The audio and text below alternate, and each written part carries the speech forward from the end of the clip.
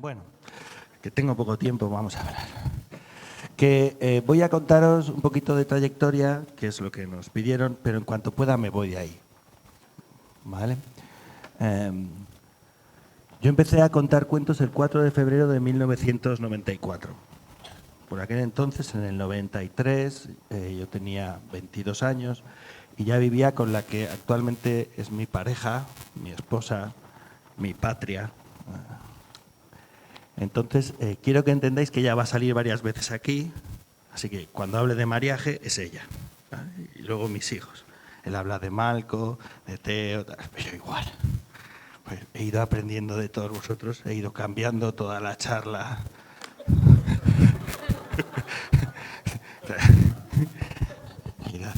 Sí, voy a citaros a todos, ¿no? Entonces, con 22 años nos fuimos a vivir juntos. No sé cuál es vuestra experiencia de vivir juntos con 22 años, pero no se tiene dinero. ¿Os acordáis? No se tiene dinero. Nosotros, mi suegro es agricultor, sí, o sea que nos íbamos a Extremadura, cogíamos patatas, huevos, chorizo y con eso comíamos toda la semana y cuando se acababa íbamos a casa de mis padres que nos invitaban a comer gustosos y decía mi madre, te vemos más que cuando vivías aquí.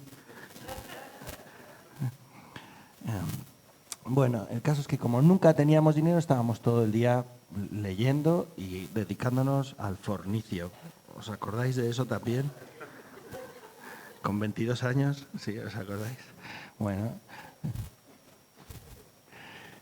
Y no podíamos ni ir al cine, ni al teatro, ni nada. Guadalajara es un sitio muy especial porque en el 92 empezó a hacer el maratón de cuentos y en el 94 decidieron hacer una actividad nueva porque el maratón de cuentos es una cosa como que consume todas las energías del seminario de literatura infantil y juvenil en un final de semana.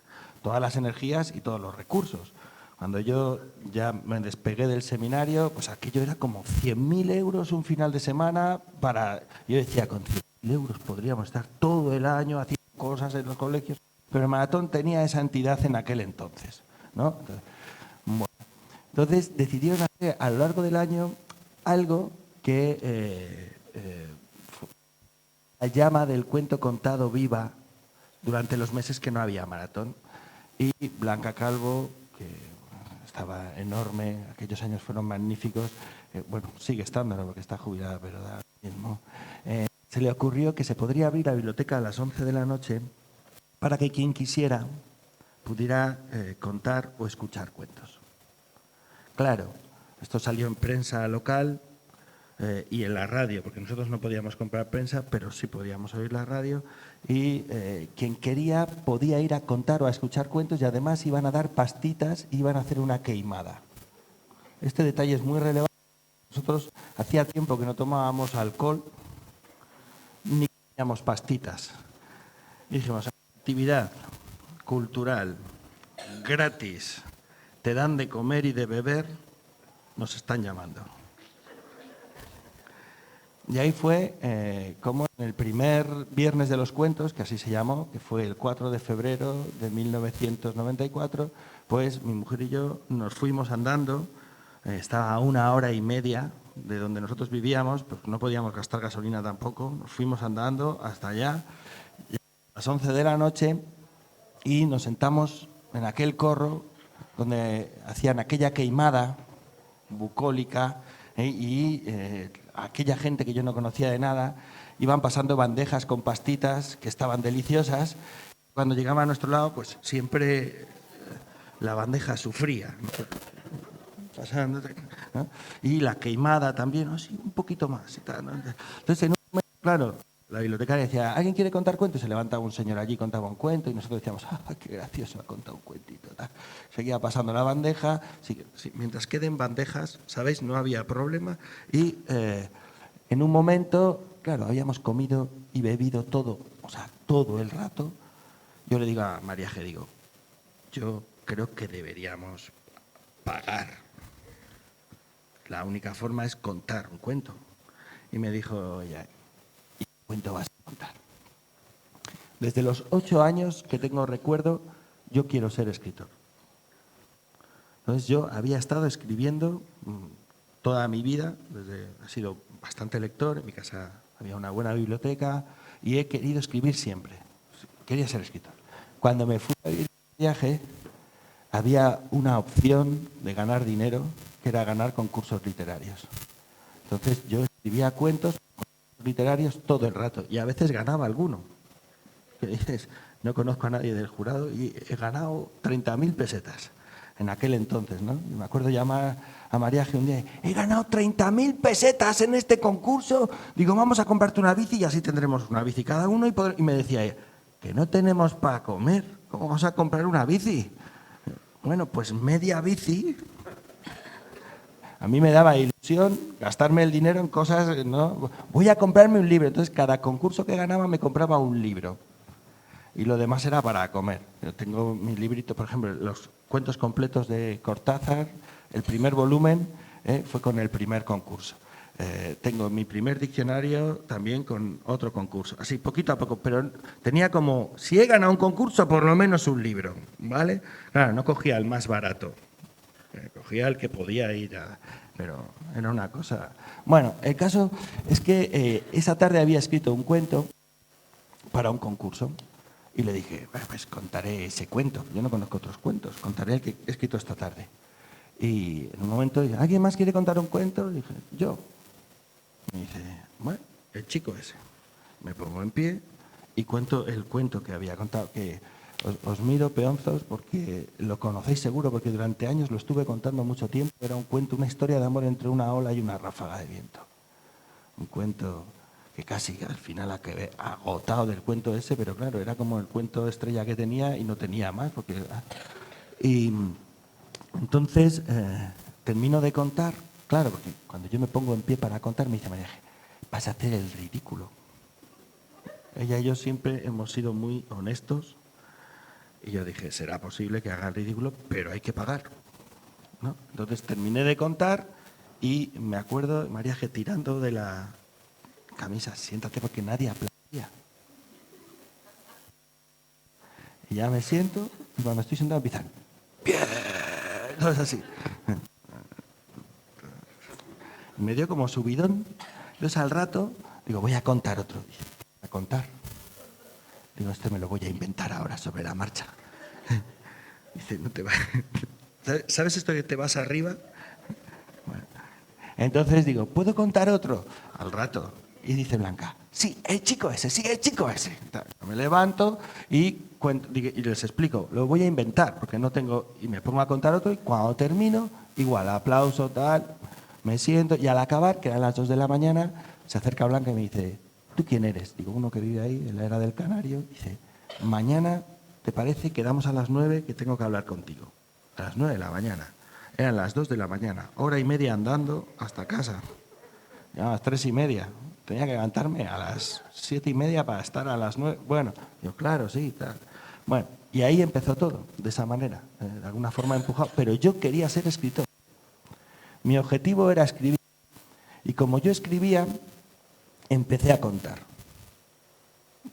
Porque yo vivía en Guadalajara, pero yo escribía.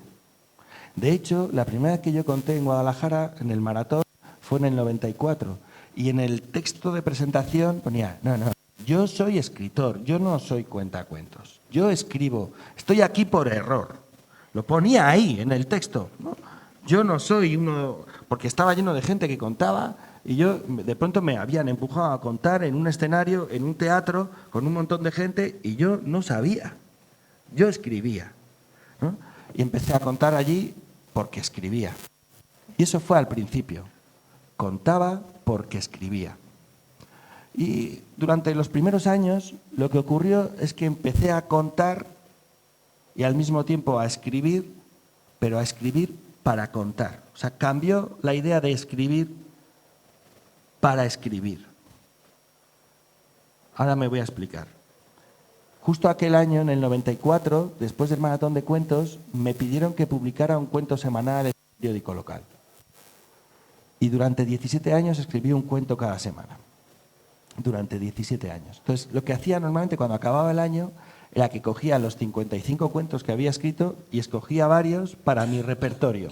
Entonces ya iba escribiendo pensando en cuentos que se podrían contar o no. Yo tenía un repertorio para público adulto con cuentos propios que sacaba de lo que escribía en el periódico. Era para para mi repertorio. Pero según iban avanzando los años de contar, lo que iba ocurriendo es que todo lo que escribía ya no me servía para contar, porque era como cosas muy distintas. Escribir era uno y contar era otro. Y durante muchos, muchos años han sido dos personas. Uno el que escribe y otro el que cuenta. Y no se han tocado. De hecho, yo voy a hacer visitas de autor a un colegio y no cuento. Es raro que cuente, porque hago visita de autor. Entonces, soy autor. Entonces, o te piden en una librería, haz una presentación de un libro, y voy a hacer una presentación y en la librería se piensa que voy a contar. No, estoy presentando el libro. Puede ser que cuente un cuento, pues porque me mola contar, pero están muy separados, son dos distintos. ¿Estoy explicando bien o qué? Perfecto, ¿no? No sé si a mis compañeros les pasa eso. A mí, desde luego, es como, no, es que he venido a contar, pues he venido a contar. No, que he venido a hablar de libros, pues he venido a hacer formación de no sé qué. Entonces, he ido como separando eso. Pero había un lugar de encuentro, una encrucijada, un punto donde el narrador y el escritor se encontraban. También me he ido dando cuenta luego que era en el libro álbum. El libro álbum es un formato muy especial. Es un formato absolutamente asombroso y que se ha comido todo lo demás, fagocitador, versátil, poderoso, pero que tiene mucho que ver con contar. Entonces, ahora voy a hacer una parada para que veáis por qué de pronto yo me siento tan cómodo escribiendo el libro álbum. Hay por lo menos dos cosas que son fundamentales en el libro, en el libro álbum, que ocurren cuando contamos. Si yo empiezo a contaros un cuento, voy a empezar a contaros un cuento. Yo os hablo de tres hermanas que están hilando lino. Es una versión de Cenicienta, el otro día empecé a contarla igual. Tres hermanas que están hilando lino, ¿no? Voy a hacerlo como contando. Había una vez tres hermanas que estaban hilando lino. El lino es una planta que cuando convierte esa planta en tejido hay un proceso muy laborioso, muy tedioso, muy largo y muy aburrido. Y las tres hermanas que estaban hilando lino estaban muy aburridas. Estaban en la última fase ya de ese proceso. Y entonces la mayor dijo, ¿qué os parece? A la que se le caiga el huso, la matamos y nos la comemos. Y las otras dicen, vale. Es muy aburrido, ¿sabes? ¿No? Entonces, cualquier cosa que te saque de ahí. Y están ahí hilando lino cuando de pronto a la madre se le cae el huso. Y dice la pequeña, a la madre no, que es la madre. Y las otras dicen, bueno, sigue hilando lino y de pronto una segunda y una tercera vez se le cae el huso a la madre.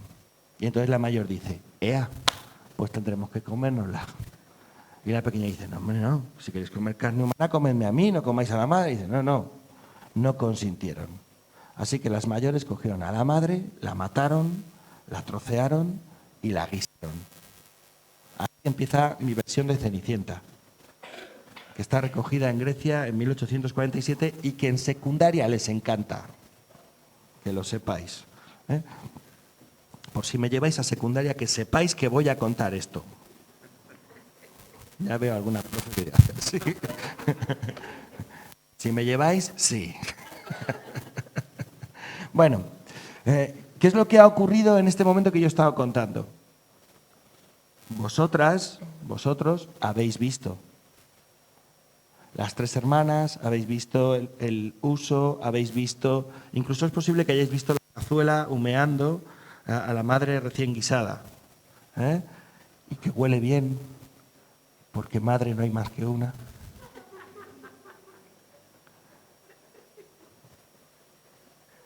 ¿Sí o no? ¿Lo habéis visto o no? Sí, vale. Nosotros, cuando contamos cuentos, no trabajamos con ese tipo de memoria que decían los clásicos, memoria verborum, memoria de palabras. Es verdad que la palabra es la materia prima de nuestro trabajo, pero nosotros trabajamos con imágenes. Lo que yo hago cuando cuento un cuento es que tengo en mi cabeza una película, que es lo que os estoy contando. Por eso cada vez que lo cuento hay cambios, porque yo no tengo un texto fijado, yo no tengo un guión. Eso es lo que tiene un actor o una actriz. Yo lo que tengo es un storyboard en mi cabeza.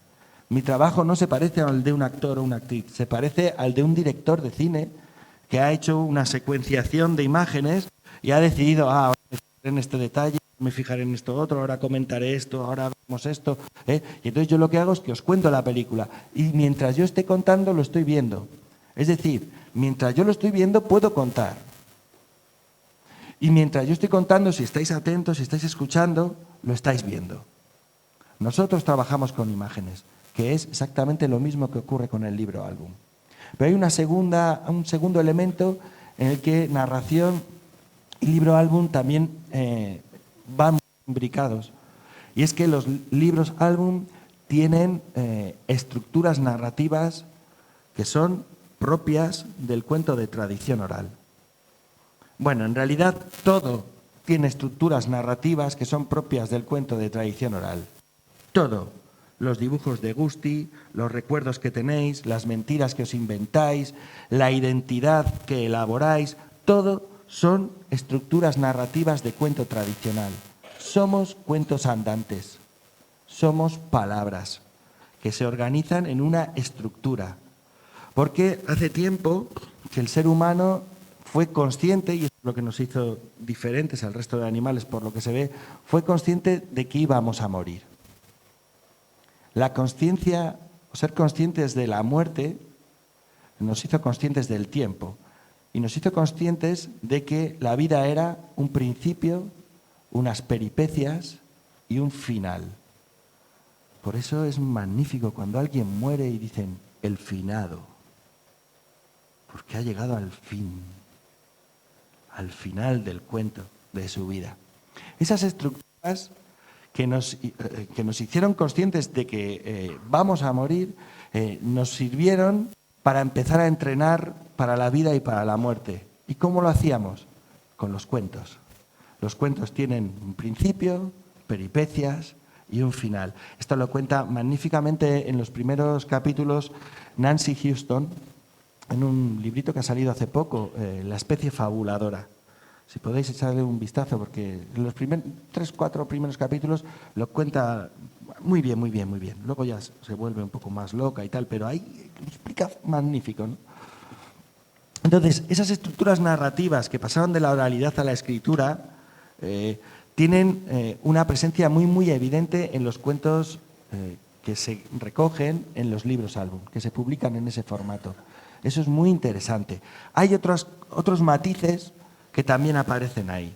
Por ejemplo, esto lo leí en el libro Álbumes de Sophie van der Linden, que dice que cada lámina, ya sabéis que el libro álbum tiene la unidad del libro álbum, suele ser la doble página, y además el texto suele ser muy breve, y dice ella, el texto suele tener unidad de aliento. Es decir, que lo puedes leer con una respiración. Es bonito, esto es muy oral también. Entonces están preparados para tener esa unidad de aliento, para poder contarlo o leerlo en voz alta en ese vistazo, ¿no? Además, cada imagen es autoconclusiva. Eso pasa mucho en los cuentos también de tradición oral. Cada secuencia suele ser autoconclusiva. De hecho, hay un libro que explica esto también magnífico. Perdonad las citas, pero me gusta de dónde salen las cosas para que lo sepáis. Un libro que lo explica muy bien Héctor Urien, que es la narración fractal, donde habla de esas estructuras fractales que tienen los cuentos tradicionales. Es decir, el principio suele ser cortito, las peripecias pueden ser muy largas. Esos cuentos que contamos que duran 50 minutos, lo que ocurre es que lo que son las peripecias tienen dentro principio, nudo, desenlace, y va avanzando la trama del nudo, con principio, nudo, desenlace. Esas fractalidades que a veces se multiplican hasta el final porque son fractales, ¿no? Entonces, esto ocurre también en las imágenes, que muchas veces también son autoconclusivas. Es decir, no pasa algo en una imagen, de un vistazo, tú ya te haces una idea de lo que está ocurriendo ahí. No te haces una idea de lo que está ocurriendo ahí, tienes que pasar 3 páginas para entender el dibujo. O bueno, a veces sí, porque ya os he dicho que es un formato que está rompiendo todas las barreras, el del libro álbum, y está jugando a todos los niveles, ¿no? Bueno, entonces, ¿qué pasaba? Que yo me encontraba muy cómodo contando y muy cómodo escribiendo libro álbum. Entonces, hay un proceso, y esto es un poco loco, que se ve a lo largo de los años en los libros que tengo yo publicados. Y digo que es un poco loco porque ahora os tengo que enseñar libros, ¿vale? Pero lo vais a ver. Me he traído esta maleta que es donde tengo los libros que tengo publicados. Por eso no puedo publicar más, que no me caben más.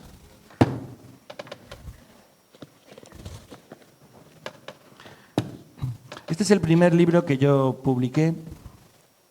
Bueno, vamos a ver, no es el primero que yo escribí. Yo he escrito un montón de historias. Como bien saben aquí los autores y los ilustradores, lo normal es que las editoriales te digan que no, menos cuando ya eres el mejor ilustrador del mundo, que entonces ya te invitan a que cualquier cosa que tú quieras ya pueda salir, pero eso ocurre solo con los mejores. Los demás, pues lo normal es que tú mandes algo a una editorial y te digan no. No. Esto es lo normal, no. O sea, si tienes 30 libros publicados, es que tienes 300 noes. ¿Vale? Entonces, sorprendentemente, este es un libro que tiene muy poco texto, porque es el primero que yo publiqué, pero en realidad tiene trampa, porque este cuento salió oralmente. El primer día que yo le di a comer un huevo frito a mi hijo mayor, que era muy pequeño, y cuando vio el huevo frito dijo, ni de coña voy a comerme eso. Eso no entra en mí. Entonces había una manera para conseguir que mi hijo hiciera lo que yo quisiera siempre, y era hacerlo mientras yo le contaba un cuento. Entonces le empecé a contar la historia del huevo frito. Y empecé a contarle esa historia que venía de la gallina Anselma, que era una gallina, había que ponerle un nombre a alguna gallina, de la tía Elena, que es un corral que conocemos porque vamos a menudo a coger huevos al corral de la tía Elena. Entonces la tía Elena lo lleva a la casa de la abuela, la que conoce perfectamente. Entonces iba haciendo un viaje de ida y un viaje de vuelta. Una estructura totalmente oral, tradicional, y mientras yo le iba contando el cuento, él se iba comiendo el huevo. Y cuando terminó el cuento, se había comido el huevo y dije, este cuento funciona para comer huevo frito. Entonces, había mandado varios textos a Calandraca, me habían dicho varias veces que no, y ya le dije, mira, José, no te molesto más, este es el último texto que te mando, si te parece bien, vale, y tal. Y si no, pues no pasa nada, ya la vida sigue así, yo soy narrador, no soy escritor, ¿no? ¿Y qué es lo que ocurrió? Que lo publicaron. Fue mi primer libro álbum publicado con Mariona Cabasa. Por un lado, tiene poco texto, pero si os fijáis, el resto de álbumes que se publicaron después, a ver, como este, por ejemplo, que fue el segundo que yo saqué, tenía bastante más texto. Esto no son unidades de aliento. Esto hay que respirar en medio. Podéis probar si queréis, pero os informo de que hay que respirar, ¿vale? De hecho, tengo más álbumes que tienen incluso más texto.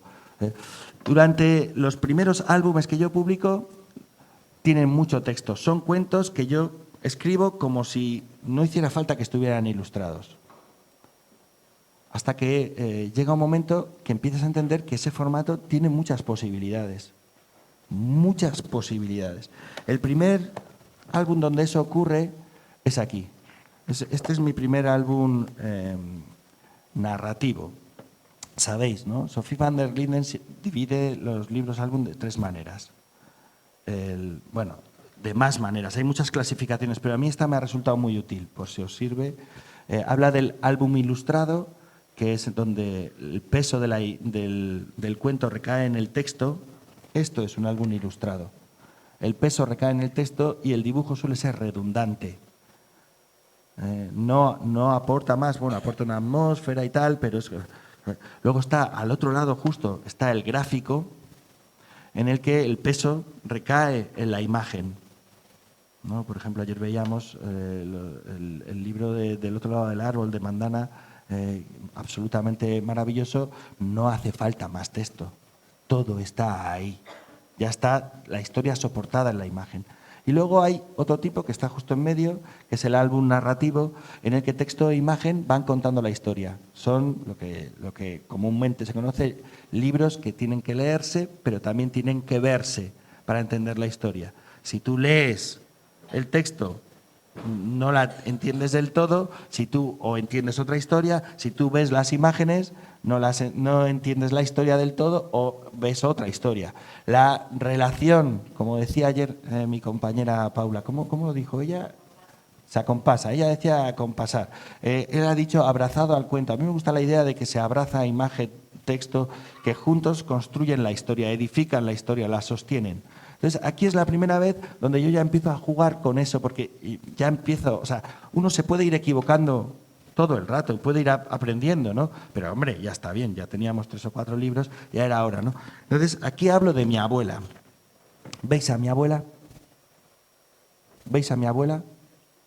¿Qué parece? ¿Qué parece? Decidlo más alto que están grabando. Una bruja. Eso es, sí, claro. No pasa nada, me miráis como se va a molestar. No, es que todo el libro está lleno de eso. Yo hablo de mi abuela, en ningún sitio aparece la palabra bruja, pero el que está viendo el álbum ve una bruja. ¿Vale? Yo hablo de Francis, que es el guardés que ayuda a mi abuela con las tareas más difíciles, y el niño dice, pero si es Frankenstein.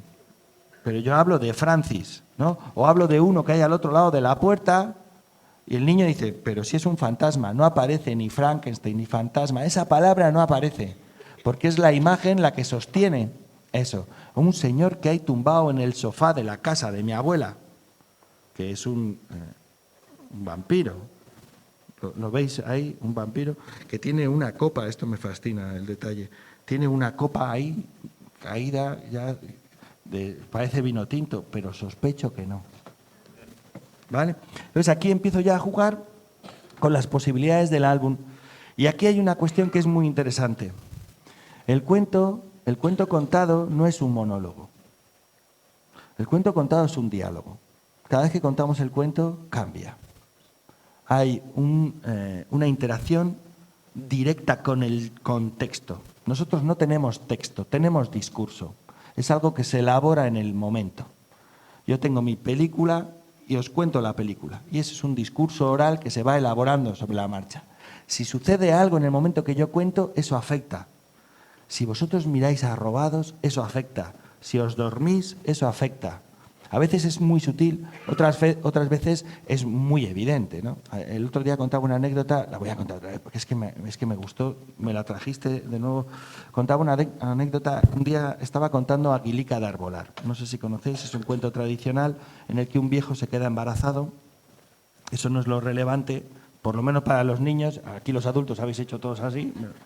No es lo relevante, sino lo relevante es que hay unas peripecias magníficas de Aguilica de Arbolar y en un momento la suegra la tira por un pozo, porque Aguilica de Arbolar, la suegra la odia. Pero esto solo pasa en los cuentos, ¿de acuerdo?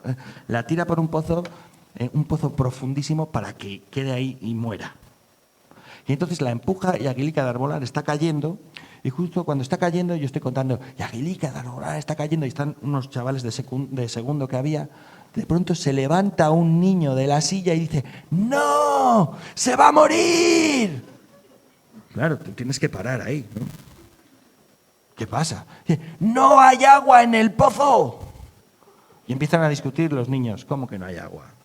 Unos, sí hay agua, otros, no hay agua. Yo no he dicho nada de agua, yo he dicho pozo. Entonces, la experiencia que cada uno tenga en su vida de pozos es lo que ellos elaboran, ¿no? Y empiezan a hablar entre ellos, que si hay agua, que si no hay agua, y todos los que habían visto el pozo con agua empiezan a pensar, qué interesante que no haya agua, ¿no? Porque ahí en la discusión, ya en un momento, viendo que no se aclaran, digo, bueno, vamos a votar. Votan que no haya agua. Pero todos así. ¿Vale? Claro, a todo esto imaginaos, en mi cabeza la película detenida con Aguilica cayendo y mirándome como, ¿qué haces? Que ahora si me quitas el agua, ¿qué? ¿No? Porque claro, tú también tienes una relación ahí. Y nada, dicen, bueno, pues sigue, que no hay agua en el pozo. Se sientan todos. Claro, tú estás contando un cuento que Aguilica no puede morir ahora. Tiene que continuar porque la trama no se detiene ahí, ¿no? Entonces, ¿qué hago? Bueno, empiezo a caer y digo, pues yo qué sé, pues habrá que hacer algo. Está cayendo, no hay escapatoria de ningún tipo, porque no tiene el pelo largo, antes lo tenía largo para hacer una lazada, no llevo una falda que pueda hacer un paracaídas, no sé, ¿qué hago, no? En ese momento digo, y Aguilica se arranca las bragas, mea fuerte y llena el pozo. Y los niños dicen, sí, mucho mejor sin agua. Claro, magnífico. Ese cuento nunca había tenido ese pasaje hasta ese instante, ¿no? Pero eso es una cosa que sucede cuando tú estás contando. Si yo lo escribo, no sucede. No sucede. Y esto me está matando. Esto me está matando. Al principio me interesaba mucho porque la narración, como os digo, es un diálogo, funciona magníficamente, pero aquí al principio me consolaba, bueno, hay un diálogo entre texto e imagen, que se iba convirtiendo en que yo cada vez hacía menos texto. No sé, ¿me ha desaparecido uno? No, siempre estoy... aquí. O sea, ya de los últimos libros que tengo es que no tienen texto, directamente escribo un guión. Que a veces la gente dice, aparece tu nombre aquí, ¿qué has hecho? ¿No? Como que voy dejando que haya más, que interpele directamente al lector, pero claro, ¿qué ocurre? Hay lectores que dicen, ¿pero esto qué es?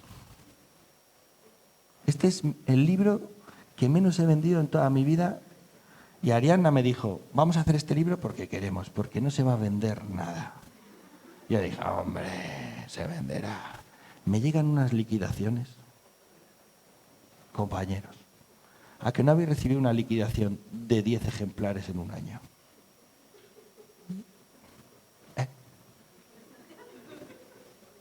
Yo sí. Entonces, claro, pues son libros que interpelan directamente y si luego, pues Carla Besoranora, la ilustradora, ha dicho, esto, vamos a, ya que es así, como que tiene poco texto, vamos a hacerlo que además no sea fácil, ¿no? Porque claro, el lector va así, pero la narración va así, ¿sabes? Entonces, a veces que dices, no, va así, dices, ahora.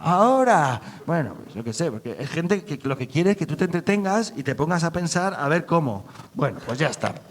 Entonces, cada vez tengo menos texto, pensando, bueno, no hace falta que mi texto dialogue con la imagen, a lo mejor basta con que la imagen dialogue con el lector, ¿no? Pero eso me mata igual, porque no hay en ninguno de mis libros donde ahora Aguilica se pueda arrancar las bragas y pueda mear fuerte. Entonces, ¿qué es lo que me está ocurriendo? Es curioso, porque ayer decía, ¿cómo decía? Paula dijo que la literatura infantil es enseñar las bragas. ¿Cómo dijo así? ¿No? Dijo. Subirse al castillo y enseñar las bragas. ¿Veis? Pues aquí los cuentistas hemos venido a hablar de bragas. Bueno, a lo que iba, que eso me está matando. Y entonces hace ya 3 años que no estoy escribiendo nada. Te miro a ti porque me decías, ya volverás, ya veremos. No estoy escribiendo nada porque lo que quiero es contar. Porque cuando contamos las imágenes en las cabezas, además imágenes que los niños pueden manipular. Esas imágenes de los álbumes no las pueden manipular. De hecho, ahora voy a confesar una cosa, que este es el peor sitio para hacer esa confesión. Yo hay algún cuento que cuento que cuando he terminado doy la referencia de dónde ha salido ese cuento y pido a los padres que no vayan a verlo con los hijos. ¿Por qué?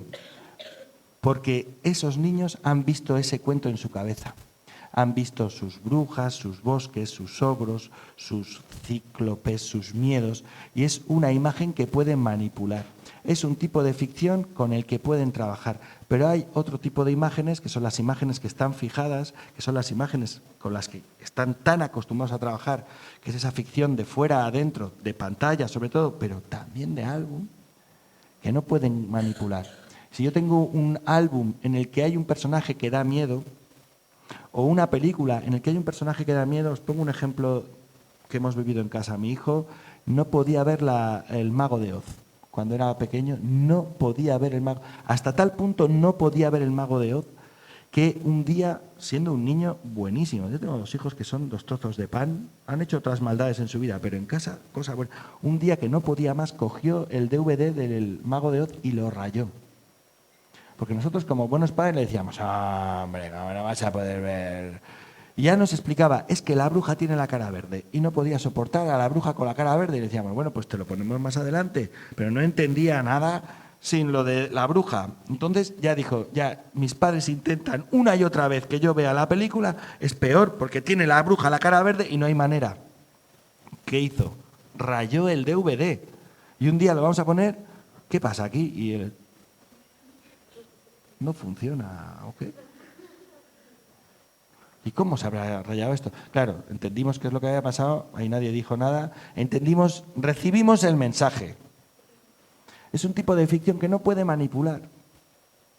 No puede manipular. En cambio, cuando yo cuento, cada niño, cada niña tiene la bruja que le parece adecuada.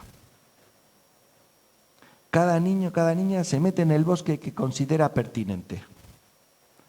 Y cuando sale de ahí, eso lo tiene aquí a su medida. Y no ocurre en los libros, no ocurre en las pantallas, no ocurre en otros sitios. Y eso me está matando. Porque yo soy feliz escribiendo. Escribir, igual que ilustrar, me imagino, a veces es muy tedioso, es muy aburrido. No te da como para matar a una madre y comértela, pero es un empeño tenaz, insistir, hasta que va saliendo. Y uno es feliz cuando ha terminado. Pero me mata que eso quede fijado. Entonces, ¿qué ha pasado? Yo empecé a contar porque escribía. Yo luego he pasado un tiempo de mi vida escribiendo y contando. Y ahora estoy en un tiempo de mi vida que yo no quiero escribir más. Y tengo muchas cosas que contar. Porque me está matando. Así que si queréis ver los libros y las imágenes y las historias que quiero contaros, tendrá que ser de viva voz, por lo menos ahora. Y esto es lo que os quería contar hoy.